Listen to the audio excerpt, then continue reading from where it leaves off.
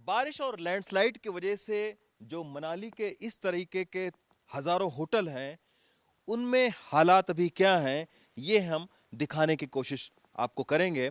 हम एक मनाली के होटल में आए हैं और लगभग इसी तरीके के हालात लगभग सारे होटलों के हैं। अब ऐसे जो होटल हैं वो आम तौर पर मई से लेकर और अगस्त तक भरे रहते थे, लेकिन आज ये आप देखिए कि होटल में सन्नाटा पसरा हुआ है। और इस तरीके के कई सारे जो होटल हैं वो अपने लोकल ट्रेडिशन को बढ़ावा देने के लिए, आप देखिए कि यहाँ पे ये चूंकि होटल इंडस्ट्री से जुड़े हुए तमाम सारे गृह उद्योग भी चलते थे। ये सारे जो अचार हैं ये यहाँ के लोकल अचार हैं, और जब कोई पर्यटक आता था तो इस तरीके के प्रोडक्ट की भी खरीदारी वो करता था। लेकिन अब आप देखिए शहद, तेल, अचार, ये हिमाचली जो टोपी होती है इस तरीके की, ये सब जो है वो लोकल ट्रेडिशन का एक पार्ट है जो इन होटलों के ज़रिए चलता था। और आज की तारीख में आप देखिए ये जिस रिसेप्शन पर, काउंटर पर लोग होते थे, पूरी तरीके से सन्नाटा पसरा हुआ है। और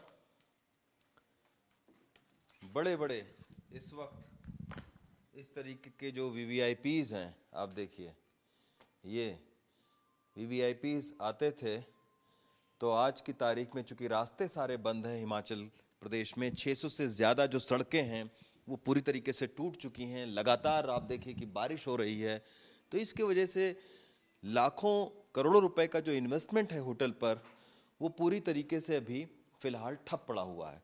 अगर अंदर की आपको हम और तस्वीर दिखाएं तो अंदर भी आप देखिए कि एक भी टूरिस्ट नहीं है। यहाँ पे कॉन्फ्रेंस हॉल, कई सारी कंपनियों के यहाँ पे मीटिंग होती थी, वो सब खाली पड़े हुए हैं।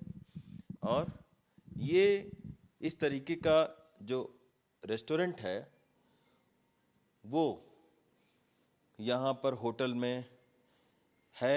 लोग खाने पीने आते थे यहाँ पे। कुल्लू के तमाम सारे जो व्यंजन हैं, जो ट्रेडिशनल व्यंजन हैं, ये जो फोटो आपको लगी है ये घाम बोलते हैं, कुल्लू का एक ट्रेडिशन खाना है उस तरीके से। लेकिन आप देखिए कि पूरे 70-80 लोगों के बैठने का ये रेस्टोरेंट है, और यहाँ इस वक्त एक भी नहीं, एक लोग यहाँ पर मौजूद हैं पूरे रेस्टोरेंट में। सर यहाँ पर मौजूद हैं और ये कोई टूरिस्ट नहीं है, ये इस होटल के मालिक हैं चमन कपूर साहब। और चमन कपूर साहब जो है वो ना सिर्फ ये होटल के मालिक हैं बल्कि जो मनाली के होटल एसोसिएशन है उसके भी प्रेसिडेंट, मनाली म्यूनिसिपल काउंसिल के प्रेसिडेंट। हाँ, मनाली म्यूनिसिपल कॉरपोरेशन के प्रेसिडेंट रहे हुए हैं और इस होटल के मालिक हैं। सर पूरे रेस्टोरेंट में बस आप यहाँ बैठ के हिसाब किताब लगा रहे हैं। ये लोगों को टाइम टू टाइम पेमेंट देनी पड़ती है, तो अब पहली तरीके आ गई हैं। तो जो बच्चे हमारे पास हैं, कोई लगभग 70-80 के करीब बच्चे हमारे पास काम करते हैं, तो उनको तनख्वाह तो देनी ही पड़ेगी। और होटल इंडस्ट्री एक ऐसी इंडस्ट्री है कि इसमें सब लोगों का रोज़गार जुड़ा हुआ है। और मनाली जो है वो इसी व्यवसाय पे टिकी हुई है, पर्यटन व्यवसाय पे ही मनाली टिकी हुई है।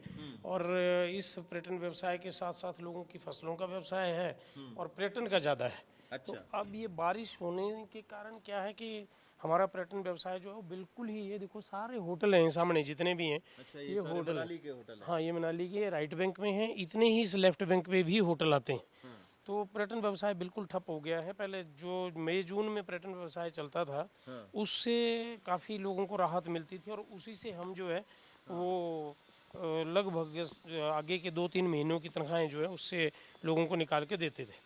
लेकिन अब क्या हो गया कि मई जून भी नहीं लगा, क्योंकि युद्ध की परिस्थितियां बन गई मई में, तो मई भी नहीं लगा। और जून में भी बहुत कम जो है पर्यटक युद्ध के डर के मारे यहाँ पे आए।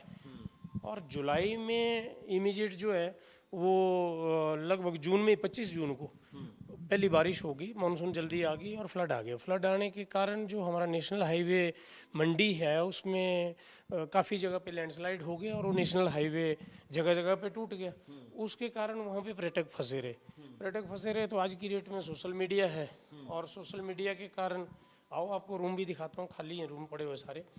तो सोशल मीडिया के कारण जो है वो सब जगह खबर चली गई, और उससे जो है पर्यटक कोई भी आना बंद हो गए मनाली में।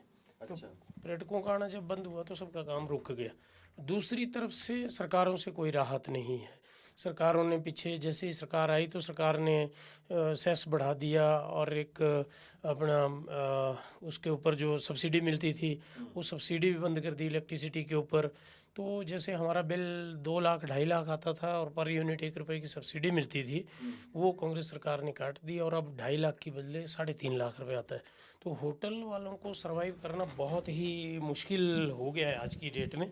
और अगर ये अभी बारिश का मौसम आप देख रहे हैं, अभी बारिश चली हुई है, और अगर ये बारिश ऐसे ही चलती रही तो कल को जो है गुजारा करना बहुत मुश्किल हो जाएगा। बैंकों के लोगों ने किस्तें देनी है, बैंकों से फाइनेंस हैं होटल सारे। तो इसलिए सरकारों से, चाहे सेंट्रल गवर्नमेंट हो चाहे हिमाचल सरकार हो, दोनों से यही गुहार लगाएंगे कि कोई स्पेशल पैकेज जो है होटलों के लिए दिया जाए, ताकि, क्योंकि होटल चलेंगे उसी से टैक्सी का बिजनेस चलेगा, उसी से बाइकर का चलेगा, उसी से जो है इन बच्चों की तनख्वाहें निकलेंगी। जैसे 70-80 लोग काम करते हैं तो 70-80 परिवार हमारे यहाँ से पलते हैं। उन 70 सर आपका कहना है कि मई से लेकर पूरा जो अभी सितंबर आने को है, तो ये पूरा मतलब ये 4 महीना आपका कुछ सीजन नहीं चला, तो अब जो है आगे भी चलने की अभी उम्मीद नहीं। आप देख रहे हैं मौसम कैसा है और बुरे हाल हैं। तो मुझे तो ये कहना है कि अगर मनाली के होटल को सरवाइव करना है तो यहाँ एक बड़े एयरपोर्ट की ज़रूरत है, और वो भुंतर एयरपोर्ट का ही विस्तारीकरण अगर किया जाए। मान लो कि मंडी बना रहे थे, वो भी खैर इसके लिए फ़ायदेमंद रहेगा, लेकिन मंडी से जिस तरह से सड़कें बंद रह रही हैं तो फिर भी मुश्किल आएगी। भुंतर एयरपोर्ट का अगर विस्तारीकरण किया जाए तो उससे जो है हमें काफ़ी राहत मिलेगी। और ये वाला रोड, इसको लेफ्ट बैंक रोड बोलते हैं, परले वाला राइट बैंक रोड है, वो हमेशा टूटता है। ये लेफ्ट बैंक रोड है, जैसे का ये रोड है उसी को अगर थोड़ा सा चौड़ा किया जाए और थोड़ा सा मेंटेन किया जाए तो हमेशा यही रोड हमारे काम आता है। तो इस रोड को अगर ठीक किया जाए तो हमारा बिजनेस जो है चल सकता है। और एक सबसे खास बात यह है कि कुल्लू मनाली ही हिमाचल प्रदेश के जो पर्यटन की आप कह सकते हैं कि बैकबोन है। और सरकारों को भी यहाँ से बहुत ज़्यादा टैक्स जो है वो जीएसटी इसके रूप में जाता है, और सरकारों के लिए यहाँ पे इनकम टैक्स देने वाले लोग हैं और जीएसटी देने वाले लोग हैं, तो उससे जो है सरकारों की भी इनकम होती है। और पूरा हिमाचल यहाँ से पल रहा है, पूरे हिमाचल के लोग जो हैं यहाँ पे नौकरी कर रहे हैं, कुछ होटल चला रहे हैं। तो निश्चित तौर पर आप देखिए कि मनाली में 4000 से ज़्यादा होटल हैं।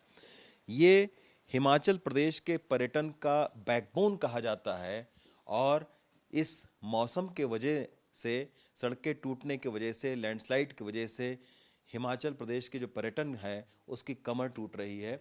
और तुरंत ये सारे जो होटल के लोग हैं वो ये चाहते हैं कि हिमाचल प्रदेश सरकार एक होटल के लिए भी राहत के पैकेज का ऐलान करे। और मैं स्पेशली ये भी कहना चाहूँगा कि जो 0 पॉइंट से लेके अलेव तक कोई 1 किलोमीटर का रोड है, वो ग्रेफ हेडक्वार्टर है, वहाँ पे बीआरओ का हेडक्वार्टर है, वो बीआरओ को दे देना चाहिए, ताकि कम से कम वो रोड टूटे तो उसको, बीआरओ के पास इंफ्रास्ट्रक्चर है, बीआरओ के पास गाड़ियाँ हैं, जेसीबी हैं, पोकलेन है, तो वो उसको इमीडिएट ठीक कर सकते हैं। पीडब्ल्यूडी जगह जगह कहाँ ठीक करेगी, और इतना उनके पास पैसा भी नहीं है।